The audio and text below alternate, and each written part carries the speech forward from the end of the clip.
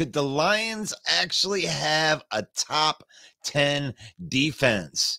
And could the Lions actually trade for Quinnen Williams? And would that make them a Super Bowl contender? That's what we're going to talk about today on this episode of Main Event 365 Phone Sessions. Stay tuned.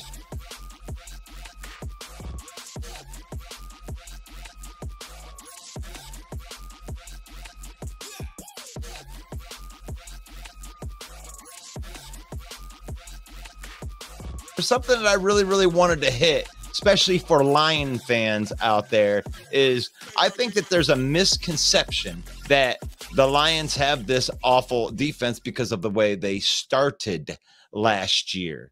So throw your comments, questions, concerns into the chat right here. I think that the Lions could have a top 10 defense if certain things were to happen. And why would I feel like that? Because when you look at the Lions, it's like, wow, they had like the 31st ranked defense or something like that. I think they finished like 28th or something like that. If you actually know what that number is, go ahead and throw it in the comments. But the Lions played way better down the stretch. And why does that matter? Because last year they were the youngest team in the NFL. And when they started out the season, you could really see the growing pains. Like there was a lot of young players on that team. They've invested a lot into the offense. Let's put it that way. They had an explosive offense, top 5 offense. There's nothing wrong with having an explosive offense. They've invested even more into the offense. But defensively, like down the stretch, that they played very well. They played well against the run. They got good at stopping the run. And the young pass rushers started coming into their own. And then you had guys like Romeo Okwara that came back and instantly made an impact. Now, Romeo Okwara, Charles Harris, let's have a little talk about those two guys. We went into this draft season. It was all about, we needed to get this pass rusher. We needed to get Will Anderson. We needed to get Tyree Wilson. That's all fine and dandy. I think that they would have helped the team. But our pass rushing room is loaded. We have one of the, I would say that the Lions have probably the deepest pass rushing room in the NFC North. Maybe you could argue something with the Green Bay Packers, but with the way that this team developed last year down the stretch, I mean, that was a rookie class. That was a rookie class of pass rushers that broke the NFL record in sacks. There's never been another rookie class that has had more sacks than last year's rookie class for the Detroit Lions. And now you're going to add Romeo Okwara and Charles Harris to that. So from a pass rushing standpoint, not only do we have great pass rushers, we have great depth behind the great pass rushers. I expect Hutchinson to take a huge leap next year, having an entire offseason program. He's been working on strength and becoming one of the best pass rushers in the league. I think he's going to take a leap. 6th-round draft pick, James Houston. Oh my gosh, where the hell did he come from? We knew a little bit of something about him. We really love that pick, James Houston. The problem out of Jackson State, coached up by Deion Sanders. He warned the NFL. This guy can rush the passer. I mean, he came in and had 8.5 sacks, and he didn't even come in until like week 10. So you got James Houston with 8.5 sacks. You got Aiden Hutchinson with 9.5 sacks. And then we didn't even forget about Josh Paschal. Very good against the run. I love that as a rotational type of guy. He can play inside, outside Josh Paschal. And then we throw this in there. Kenneth, right there. Romeo is a beast. Yes, you are right. Romeo is a beast. He had 10 sacks in 2021. And he was injured for a high ankle sprain ain't no joke. That ain't no, when you deal with anything with the lower leg, I mean, those are Achilles, all that stuff. That's hard to come back from. Took them over a year to come back from that. But when they did bring him back, he made an instant impact. The game he came back, he had 2 sacks. I mean, Romeo looks like he's coming right back to form, and he took a pay cut because he knows on this defensive line that he's going to be a rotational player. So Romeo can play inside and out. Charles Harris, he comes back. Charles Harris was one of those second contract guys, right? Very similar to the situation with us trading Jeff Okudah to Atlanta. Well, Charles Harris was in Atlanta. They drafted him as a first-round draft pick. And some would call him a bust coming from it. But we gave him a second chance. He comes to the Lions, 2021, has 7 sacks, revitalizes his career. We sign him to a 2-year deal. And he gets injured. Well, he's going to be back. He took a pay cut as well. And these are two guys that, like Romeo and Charles Harris. All you Bear fans and all you Viking fans can go ahead and listen to this. Charles Harris and Romeo Okwara would start on every team in the NFC North not named the Green Bay Packers. I'll give you that, Green Bay Packers. You do have some pass rushers who've invested a lot of high capital on pass rushers. I'll give you that. But for the Chicago Bears, oh my gosh, Romeo Okwara would start on the Chicago Bears. Charles Harris would start on the Chicago Bears. And now, since they got rid of Zadarius Smith, you like that? Yeah, we like that. We love it when talent leaves the NFC North when it's not on the Detroit Lions. So yes, we got rid of Zadarius Smith, which I mean, who's your pass rusher? Is Davenport your 1 year deal? Davenport, is that who you got rushing the pass for Minnesota Vikings? Yeah, you'd love to have Romeo Okwara. Yeah, he's just coming off the bench for us, guys. So this is the defense that's ascending. You got a young defense that's ascending. You know, in that 8-2 stretch, you know, they improved their points per game by over 10 points. So that defense, you could obviously see that it started slowing down.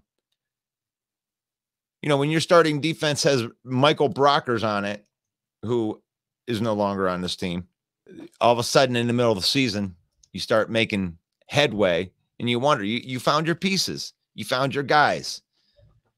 Your rookies like Hutchinson came in with Houston. They started making their strides. So I love the defensive line. The problem wasn't the defensive line last year. For the most part, it was the secondary. Amani Oruwariye, oh my gosh. I was at that game with my son in Minnesota and watched him give up 5 pass interference plays in a row. And then they traded Jeff Okudah, who, you know, who knows? Jeff Okudah might do well. He might do well. He might go down to Atlanta, revive his career. He doesn't have to be the number 1 there. That's cool. But those were the two of the mainstay. We counted on those guys as a 1 and 2, and they weren't that.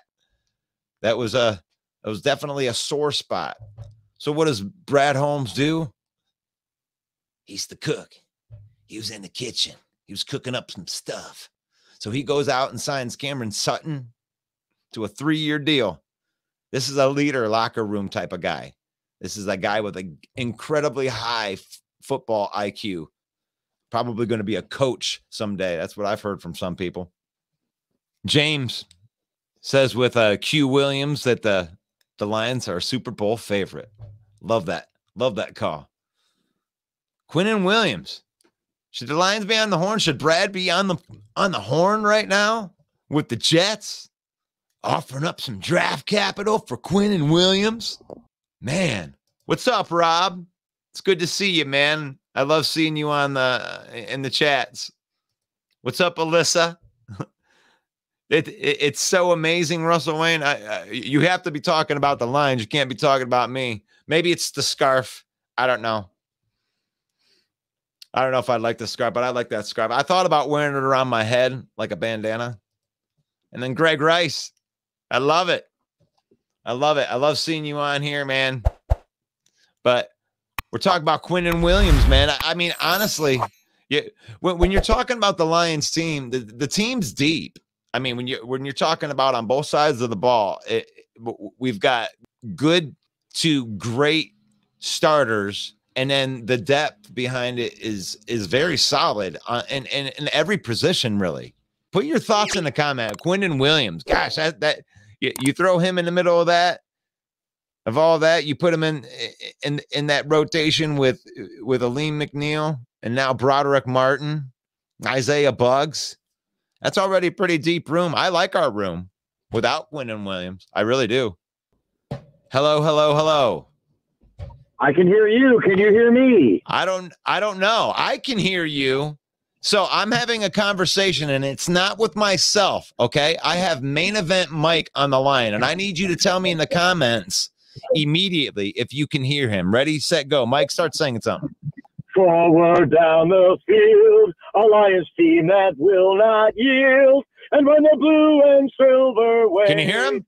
Stand and cheer the brave. Rock, rock, rock. Go hard, win this game. Can you hear Mike? With honor, you will keep your fame. They said down we can. The field and gain a Lions victory. Yes. Yes. They say that they can hear you. Main event Mike, welcome to the phone sessions. Well, I'm good, but the fact that they can hear me might not be a good thing. Well, I don't know. We were just talking about Quinnen Williams to the Lions would make us a Super Bowl favorite. So this has been out there, man. What do you think about like Brad Holmes trading some future draft capital to bring in Quinnen Williams? Well, this is very interesting because as the offseason has progressed, we've talked about, maybe Aaron Donald, Jalen Ramsey, these big-time free agents coming. Quinnen Williams, however, this is a unicorn. This is a rare guy. He's young. 12 sacks, Russ, from the interior.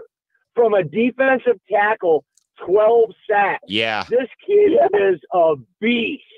Problem with that is he's watched Deron Payne and these other defensive tackles who are not as good as him get these giant contracts, and they came out in the same draft class as him.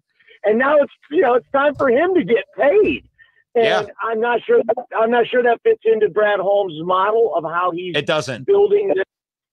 He's not into getting a contract that hamstrings his franchise. He's trying to set this team up for sustained success, a fluid salary cap that's constantly changing and revolving, and max contracts are not part of the deal unless they're 1-year deals.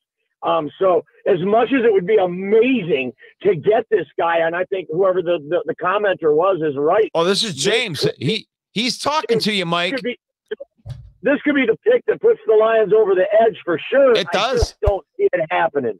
So let me, he has a rebuttal for you. So James says you can't double team anyone on the D line with Williams.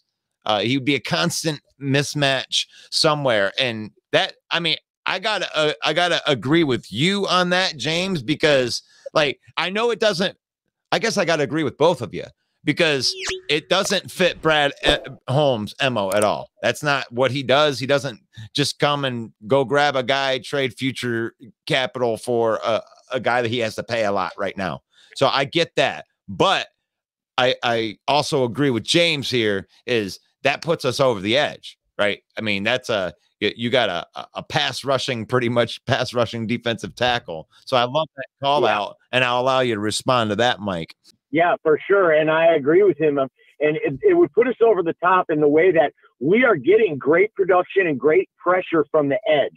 We're not getting any push up the middle. And there's two schools of thought. Some people like a defensive tackle that's an anchor, somebody that's taking up bodies like Broderick Martin. We drafted. This guy's going to play that kind of a role, hold the point of attack, and be a run stuffer. But Quinnen Williams is a different animal. This guy is going to be a pro bowler. He's going to be a pro bowler for the next 10 years, and he's getting pressure from the inside. And when you add that to what we're already getting from James Houston and Aiden Hutchinson, it would make our defensive front the most formidable front in the NFL if we had this guy in the middle, for sure. The problem is the economics. You can't have everything. You can't have it all. And no team does. And that's why you've got to pick and choose your battles and fill your holes and build your roster the right way, which is what Brad Holmes is doing. They are in negotiations right now. Believe me, New York Jets are not going to let this guy go. They are already making negotiations with Aaron Rodgers to help the salary cap restraints so that they can afford to give this guy this contract. He's not getting out of New York, James. I love it, James, that you're pulling for some Quinnen. We want to make this team as good as possible, but I do want to say that Brad Holmes did invest a 3rd round pick, actually traded a 4th and 5th round pick to trade up into the 3rd round to pick Broderick Martin, who is a 6'4", 330-pound dude. This is a dude. Like he ain't gonna get 12 sacks though, but he is going to eat up a couple of offensive players right off the bat and make Hutchinson's and Houston's job a lot easier. The Main Event 365 YouTube. I'm also going to go ahead and throw that into the chat right there. So, well, one thing I do see happening though is when you get a Broderick Martin and a Lee McNeil, these guys in the middle. Now you've got Jack Campbell back there with incredible range, with incredible athleticism and size. So that's going to free up Alex Anzalone, Malcolm Rodriguez. These guys are fast, right? And I think you're going to see a lot of stunts. You're going to see a lot of blitzing from the linebackers coming up the middle, especially when you've got an improved secondary that can hold coverage long enough. I think that we don't necessarily need Quinnen Williams to be dominant, but boy, it would be nice. Yeah, I would love to have Quinnen Williams, or if they wanted to make that the same type of deal would work in the Aaron Donald situation. And in all honesty, I would rather have Aaron Donald, and not because he is older, but the contract and the bigness of the contract would be done in 2 years. So you'd have him and then it'd be done. Like I don't want to get involved in this like 5-year deal with anybody at this point when, we're building with these guys that are on rookie contracts right now. Yeah, I mean, Jack Campbell not only runs cover, but he's great in coverage. And Brad Holmes alluded to it in his most recent interview about how, okay, I've seen linebackers like this downhill between the tackles. He's going to bring pressure up the middle. And then he said, wait a minute, as he started to watch the tape, wait, watch this guy. Watch how his instincts, watch how he drops back in coverage, making one-handed interceptions. I think they are really going to use Jack Campbell to maximize his skill set. And we're going to see that skill set open up the door for other players to get more involved in the defense than what we saw last year.